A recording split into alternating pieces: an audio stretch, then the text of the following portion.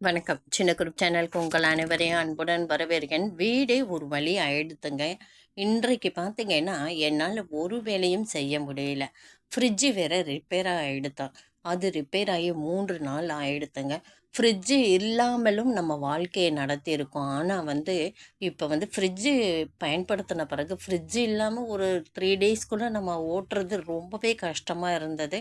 பாலுக்கு ஃப்ரிட்ஜு தேட வேண்டியதா இருக்கு. மாவுக்கு ஃப்ரிட்ஜு தேட வேண்டியதா இருக்கு. அவ்வளோதாங்க. சௌரியமா, வசதியா ஏற்படுத்தணும்னா, அத நம்ம மாத்திக்கணும்னா கொஞ்சம் கஷ்டமா தான் இருக்கு. ஆனா, அது கூட இல்லாம வாழ்றவங்கள நெனச்சா நிச்சயமா பாராட்ட வேண்டியது தாங்க. ஒரு வழியா சாம்சங் கம்பெனிலருந்தே ஒரு ஃப்ரிட்ஜு, புது ஃப்ரிட்ஜு வந்தாச்சு. க்யூட்டா நல்ல ஷார்ட்டா இருக்கு. பார்க்க ரொம்ப அருமையா இருந்தது. ஆன்லைன்ல தான் ஆர்டர் பண்ணது. ஓப்பன் பண்ணி பார்த்தோம். ஸ்கை ப்ளூ கலர்ல நல்லா அந்த ட்ரே, அந்த வெஜிடபிள் பாக்ஸ்லாம் ஸ்கை ப்ளூல இருந்தது. ரொம்ப அருமையா இருந்தது. ஆனா 2 ஸ்டார் தான். 2 ஸ்டார்னா கரண்ட் ரொம்ப இழுக்கும் அப்படின்னு சொல்றாங்க. 5 ஸ்டார் தான் பெஸ்ட்டுன்ட்டு. என்னுடைய மகன் அவங்க ஆன்லைன்ல வாங்குனதுனால, அவங்களுக்கு இந்த டீட்டெயில்ஸ் தெரியல போல இருக்கு. பரவால்ல, ஓகே. அது ஓரளவுக்கு ஃப்ரிட்ஜு எங்க வீட்ல இறங்கிடுதான். ஆ முதல்ல நான் வச்சது ஃப்ரிட்ஜுக்குள்ள தயிர் தான் வச்சேன். தயிரும், பாலும் வச்சுட்டு, அதுக்கப்புறம் தான் வெஜிடபிள்ஸ் மத்ததெல்லாம் இது பண்ணோம். ஒரே நேரத்தில சில சோதனைகள் வரதாங்க செய்யும். கடப்பக்கல்லு சிங்க்கு.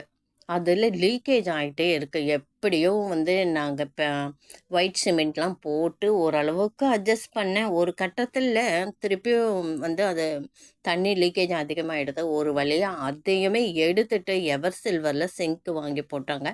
சிங்க் பார்த்தீங்கன்னா, ரொம்ப அழகா இருக்கு. இதனால எ பிளேஸ் கூட கொஞ்சம் கூடுதலா கிடைச்சது இடம்.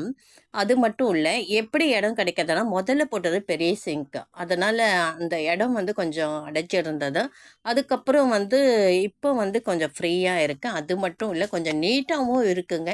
கடப்பக்கல்லாம் நம்ம போட்டு நம்ம சுத்தம் பண்றது ரொம்ப வேலை அதிகமா இருக்கும். இது எவர் சில்வர்ன்றதுனால நம்ம பாத்திரம் தேய்க்கிறது போல எப்பவுமே வேலை ஒர்க் முடிச்சதும் சிங்க்கையும் ஒரு முறை சுத்தம் பண்ணி நம்ம வச்சிட்டோம்னா பளிங்கு மாரி பளபளன்னு இருக்குங்க. ரொம்ப வருஷம் கனவு. இப்பதான் அது நேரம் கிடைச்சது. வீடு ஒரு அல்லோலமா ஆயிடுத்து. இந்த பக்கம் சிங்க் உடைக்கிறேன்ட்டு ஒரே மண்ணும் தூசியுமா பார்க்க சகிக்கல.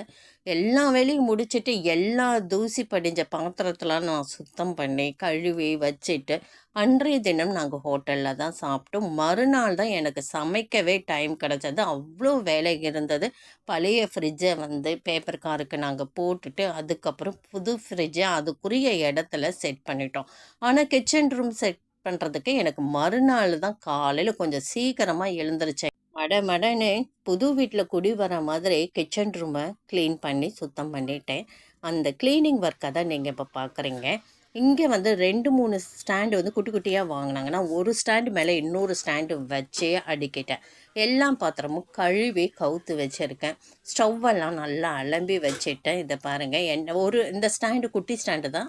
3 ஸ்டாண்டு இருந்தது. அதில் நான் 1 பை 1ஆ 2 ஸ்டாண்டு அடுக்கிட்டு, அதுக்கு அடுப்புக்கிட்ட நம்ம எப்போவுமே நம்ம தேவைப்படும் பொருளை அடுப்பு பக்கத்தில் வச்சுக்கணும். இதில் பார்த்தீங்கன்னா, மரத்தில் எனக்கு 2 ட்ராயர் இருந்தது. அது பீரோவிலேருந்து நாங்கள் எடுத்துட்டோம். பீரோவை விலைக்கு போட்டுட்டோம். அதில் நான் பாத்திரத்தெல்லாம் அடிக்கிட்டேன். இங்கே அரேஞ்ச்மெண்ட் பண்ணியிருக்கேன் பாருங்கள். செல்ஃபெல்லாம் க்ளீன் பண்ணி பேப்பர் போட்டு தான் நான் இதை பண்ணேங்க. ஸ்டிக்கர் ஏதோ இருக்கான், என் பொண்ணு சொன்னால் அதை வச்சிடுங்கம்மா, ரொம்ப அழகாக இருக்கும். ஆனால் அதுக்கெல்லாம் ஏது நேரம், இன்னும் ஒரு மாதம் கழித்து ஸ்டிக்கர் ஒட்டி நீட் பண்ணிக்கலான்ட்டு எல்லாமே பளபளன்ட்டு நான் சுத்தம் பண்ணிட்டேன். என்னால் முடிஞ்ச அளவுக்கு நான் அன்றைக்கு காலையில் ஒரு 6:00 எழுந்திரிச்சாங்க. 10:00 முடிச்சிட்டேன்.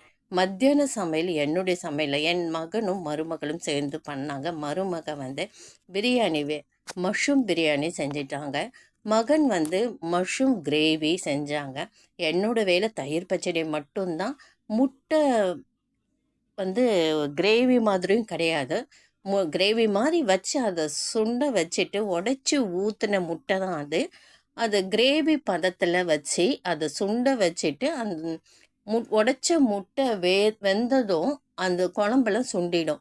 அந்த முட்டைய அப்படியே திருப்பி போட்டு கொஞ்ச நேரம் வேக டைம் கொடுத்துட்டு, அதுக்கப்புறம் ஸ்டவ்வ ஆஃப் பண்ணிட்டாங்க.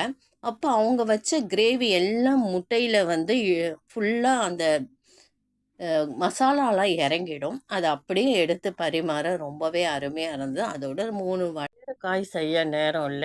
அதுக்கப்புறம் வடகம் கொஞ்சம் வறுத்துட்டேன். வெறும் முட்டைய வெறும் கிண்ணத்துல வச்சு நல்லா பீட் பண்ணிட்டு, அதில தேவையான அளவு உப்பு போட்டு தோசை தவால வெறுமனே ஊத்திட்டு, மிளகு, மஞ்சத்தூளு, தனி மிளகாய் தூள் லேசா தூவி விட்டு, அத திருப்பி போட்டுட்டு 2ஆ கட் பண்ணி அப்படியே பரிமாறினேன். ஆளுக்கு ஒரு வேலை வீட்ல செஞ்சோம்னா ஈஸியா முடிஞ்சிடும். இன்றைக்கு வந்து எனக்கு ஹெவியா வேலை இருந்தா கூட, மம் மகன் ஒரு பக்கமும், மருமகள் ஒரு பக்கமும், நான் ஒரு பக்கமும் வேலையை பகிர்ந்து செஞ்சோம். அதனால மத்தியானம் வந்து லேட் ஆனாலும் சுவையான உணவு சாப்பிட எங்களால முடிஞ்சது. இந்த வீடியோ பதிவு கண்டிப்பா உங்களுக்கு பிடிச்சிருக்கும்னு நினைக்கிறேன். பிடித்திருந்தால் லைக் பண்ணுங்க, ஷேர் பண்ணுங்க, சப்ஸ்கிரைப் பண்ணுங்க, கமெண்ட் பண்ணுங்க.